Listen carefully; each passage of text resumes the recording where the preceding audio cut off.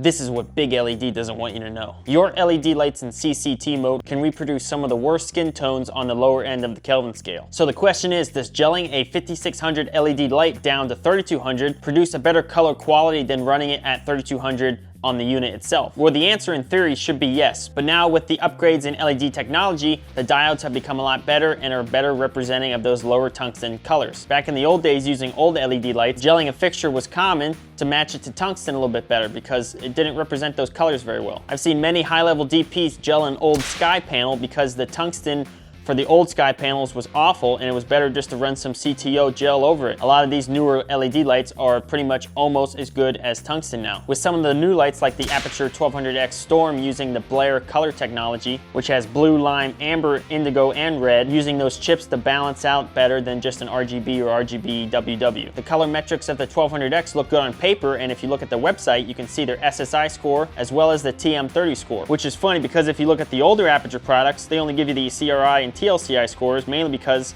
they were usually higher. You look at the CRI TLCI score, you're like, oh my gosh, this is great, 98, 99. But if you were really looking at the CRI in depth, you would realize, oh, this light is kind of subpar. CRI and TLCI can be gamed in the way the scores work. I've got a whole nother video on that subject. If you want to look in the description, I'll put it down there. We got the Vortex back here, and I also have an Amaran F22 color panel. We're gonna run both at 5600, and then we're gonna run them with 56 and a gel over front to see how they represent tungsten with the gel. So let's test it out.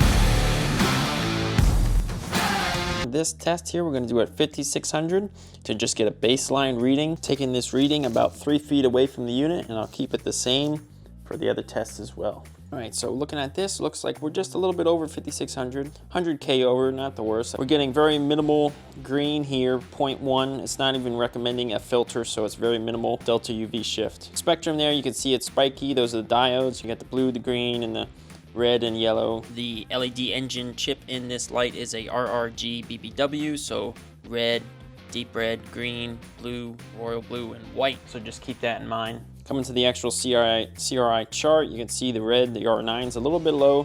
Like to see that a little higher than 82. TM30 is looking pretty good. There's a few little pushes in the saturation there on the 15 with the purples.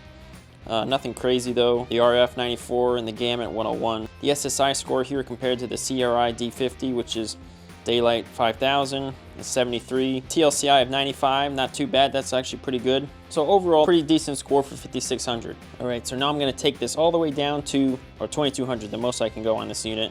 We're gonna really see how far this can go and what the shift is. All right, so we're getting 2270 on the Kelvin, not too bad, only 70 over. We are getting a +3 green on here, which is recommending to put an 1/8 and a quarter minus green to compensate for that. So it is a little bit green. Let's take a look at the spectrum. Very much in the yellows and the ambers there. CRI, now this is a really, really low score. The R9 is negative, and so is the R11, and the R12 is 34. So this would not be good for skin tones at all, using it on this color temperature. Now here's where we see that really when you come down in color temperature that it's really pushing some extremes. We're getting oversaturated in almost everything. 111 for the gamut, so it's really oversaturating quite a lot of colors here, so not very good. The SSI here compared to a 3200 tungsten is 51, so for SSI that's pretty low, that's not very good. And the TLCI 27, not very good at all. Now 2200 is a bit extreme, wouldn't usually use it for most purposes. Let's go back to 32 and see how much better it is just going up a few degrees to 3200. So you can see the difference in just 1000 on the color temp, how much better it is a little bit up on the daylight scale. Even though it's still tungsten, going past that, it's getting even worse as it goes towards the warmer color temperatures. If we put full CTO on this color temperature orange when it's in daylight mode, is it gonna be better than it would be in 3200? Let's see. All right, let's compare this to the 3200 on the Vortex now. This gel is a little bit thick. We're getting down to 2500, but we're gonna compare it. So with the CTO, we are getting a little bit of delta UV shift. It's asking for a quarter minus green. A quarter is quite a decent amount. The spectrum on the CTO is a little bit more smoothed out. It did lose a little bit of the greens and blues in the spectrum. Could make a difference, might not. Looking at the CRI, we can see that is much worse. It's a really bad CRI. I wouldn't use it for much of anything. TM30 is crushing a lot of the colors there, and we can see the SSI score dropped about 10 points. All right, now even though the CTO was worse comparing it to the 3200, it was significantly better than comparing it to the 2200, which was really bad. So the lower you go on the unit itself with the color temperature, the worse it's getting. So there's kind of a line with this particular unit. If I wanted to use it in 2200 for some reason, then I would opt to put it in 5600 and then just gel it, and it would be better. If I was just wanting to get 3200, then I'd probably just run the light at 3200 because it was better than using the gel instead. I'm going to now try the same test on the Amaranth F22, which is a little bit cheaper of an LED, and see how that compares to a cheaper made LED light.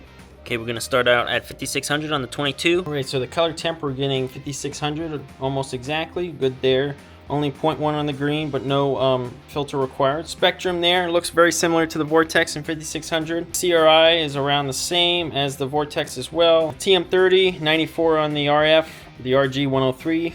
The SSI score with CIED 50 is 73. The TLCI is 99, which I don't really buy that. Do the same test here, but let's take it all the way down to the lowest it'll go, which is, in this particular case, 2500. We got 2450 on the Kelvin, pretty close. We're getting a lot of delta UV shift here, calling for an 8th plus green. Spectrum looks very different. We're getting a more wider range. CRI is still pretty decent. Not too bad there, actually. RF is 96, RG 102. That looks pretty good. Actually looks a little bit better than the daylight. And for the SSI, we're getting a 79. So that's actually better than the daylight. This unit actually performs a little bit better in tungsten than it does in daylight for this particular one. With the Vortex, it's flipped. Always another reason to measure your lights and make sure you're actually getting what you want out of them and what the manufacturer is also saying. All right, now we're gonna take it back up to 5600 and throw the gel on.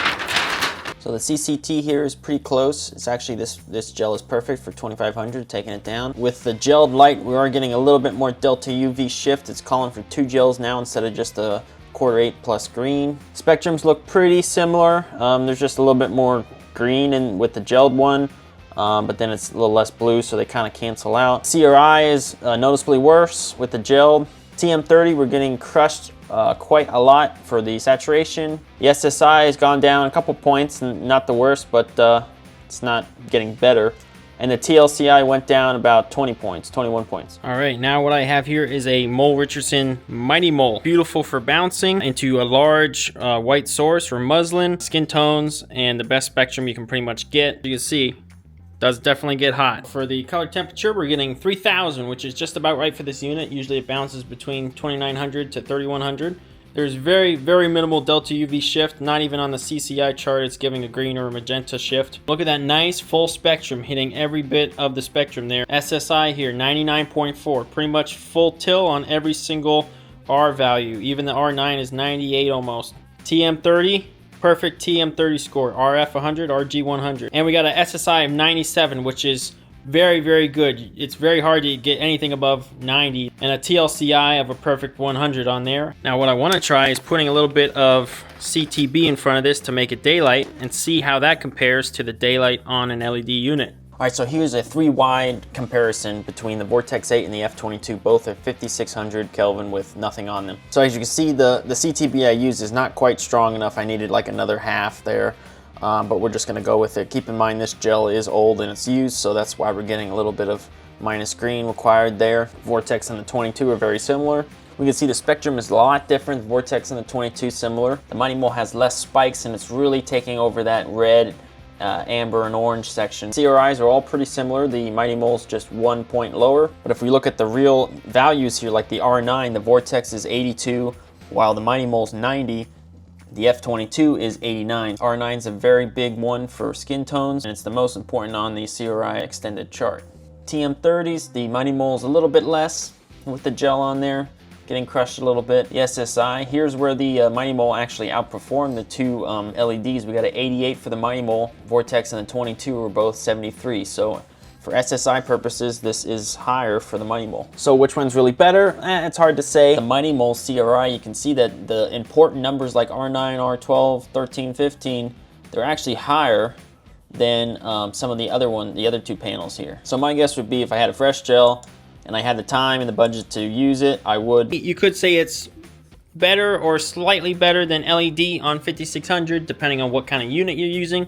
But when you put that gel in front of a tungsten unit, you're losing about 2 stops or so of intensity coming out of there. So that's a big drawback. So is new big LED better than tungsten? I wouldn't say better, but it is very, very close. Almost not even noticeable if you weren't in the professional film production industry. Now with the old LEDs that use the older diodes and light emitters, then yeah, they would be better gelling. So is tungsten better than LED still? Yeah, it is. The color quality is better. Depending on the project, you might not be able to run all that power for tungsten, and LED is gonna suit you just fine and get almost the same results. There's never one light that fits every project. It's what light fits this project best. Maybe you only have one outlet to plug a light in that's a 20 amp outlet, then you're not gonna wanna use tungsten because you're gonna be maxed out with 1 or 2 lights or 3 depending on the wattage of the lights. However, if you were shooting a fire scene and you wanted to have some really low color temperatures like 2000 and below, then you might want to go with tungsten and dim it down to even warm up the temperature while keeping that color quality. So to sum it up, the project is gonna be what picks your light. If you guys enjoyed this video, please give me a like and a subscribe. It really helps me out. If you want to see any more topics, let me know in the comments. I'll see you next week.